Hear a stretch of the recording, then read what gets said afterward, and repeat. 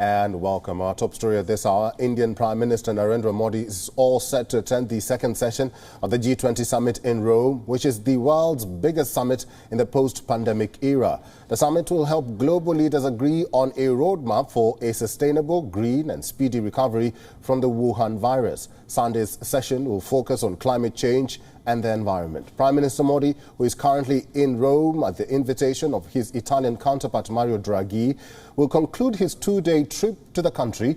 Next, he will be travelling to the United Kingdom to attend the COP26, which begins today. Prime Minister Modi attended the first session of the summit on Saturday, where he discussed the global economy and health, along with a host of world leaders. Taking to his official handle on Twitter, Prime Minister Modi said that the proceedings of day one were extensive and productive.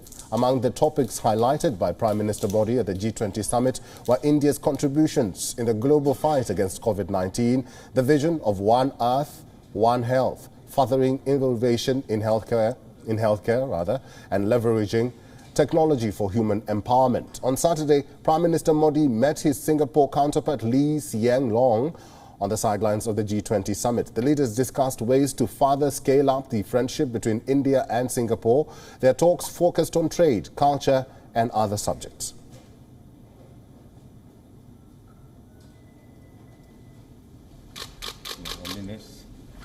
Earlier, Modi also met Pope Francis and invited him to visit India. According to sources, the meet was very warm and cordial. A meeting that was scheduled to last for only 20 minutes went on for an hour. During the meeting, the two discussed pandemic recovery and poverty eradication.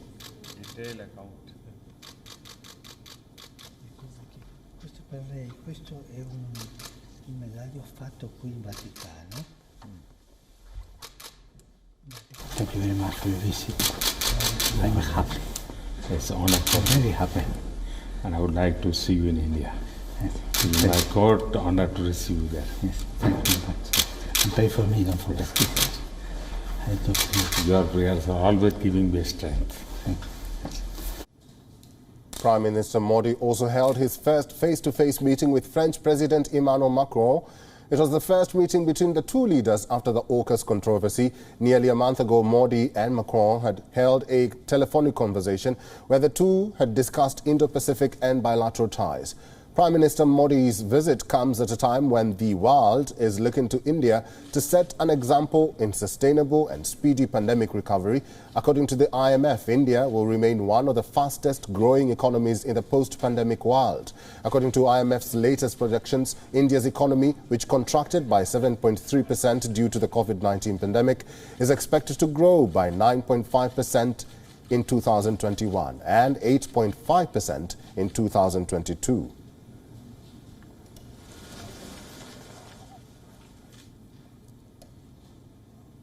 WION's principal diplomatic correspondent Sidhant Sibal is live with us from Rome, Italy. Thank you very much for joining us, Sidhant. Prime Minister Narendra Modi is expected to visit the famed Trevi Fountain in Rome, one of the most recognizable monuments and tourist sites. The fountain has drawn many filmmakers to it. It is said that if you throw a coin over your shoulder into the water, you'll be sure to return to Rome. Maybe, Sidhant, you can tell us more about this.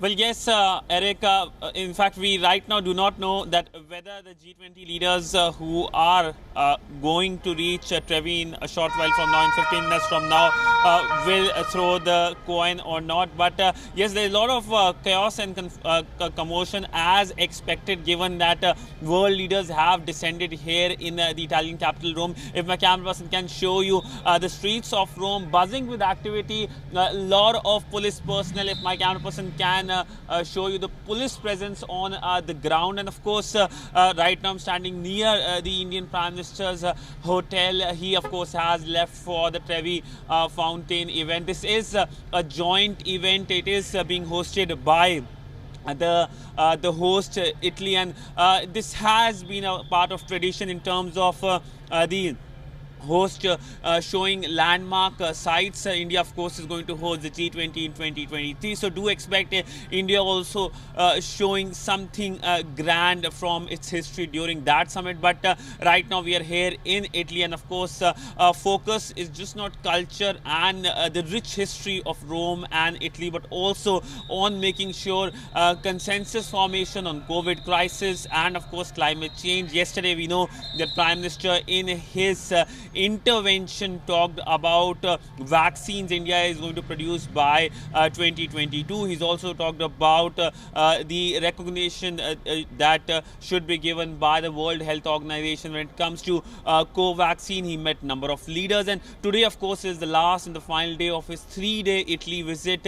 He of course goes to Glasgow from here, but a packed schedule. It's just morning here in Rome, and he's going to participate in 2 sessions of G20. One will be on environment, another will be on sustainable development. Other than that, he's also going to participate in President Biden's Sustainable Resilience Chain event.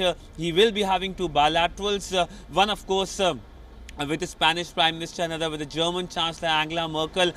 She, of course, is the outgoing Chancellor of Germany and literally the face of Europe for the last 15 years.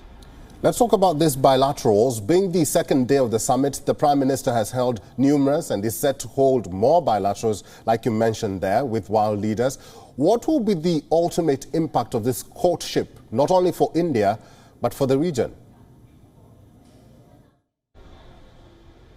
Well, India is increasing its engagement not only in the region but with the world, and the 2 visits, the 2-city visit of the Indian Prime Minister to Rome and to Glasgow provides ample of opportunity for the Indian Prime Minister to meet with various counterparts. He has already met a host of leaders. Of course, in Glasgow he is going to meet the new leaders of Nepal, Israel and Japan. These countries with which India share very, very special relationship. But yes, it helps increase engagements amidst the COVID pandemic. Not that the Indian Prime Minister was not engaging with these leaders, but in diplomacy, in-person meetings are essential, and these summits provided ample of opportunities. We have seen those informal pictures of the Indian Prime Minister with the world leaders yesterday.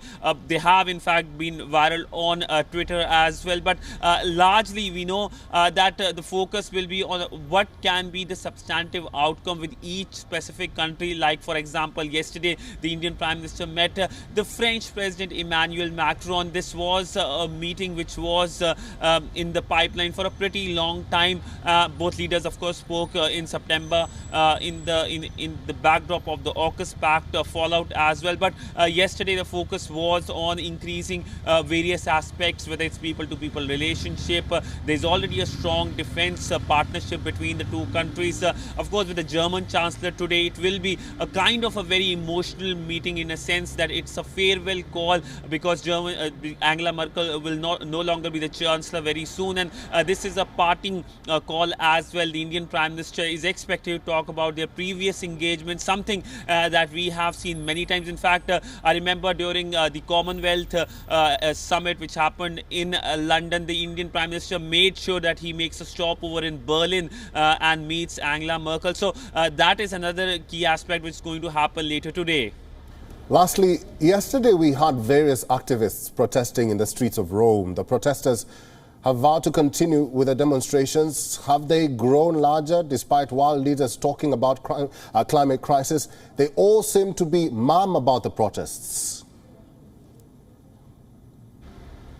Well, of course, when it comes to G20 summits, especially in the West, protests are but natural. We have seen previously in G20 summits, Hamburg, for example, saw violent protests. There are, of course, no reports of violence happening here in Rome, but I do expect protests today as well. We saw protests on Friday, we saw protests yesterday, and of course today also will be no different. But the leaders, of course, are not perturbed by this development. They are more focused on making sure that they come on a common point on dealing with the various global global issues, the global challenges. In fact, I do expect Glasgow to see much more stronger protests happening on the ground. We saw Greta Thunberg reaching the city yesterday. She tweeted about it. So there can be massive protests by climate activists in Glasgow. But by and large, today here in Rome, as dawn has just broken, we do expect later there can be minor protests here and there.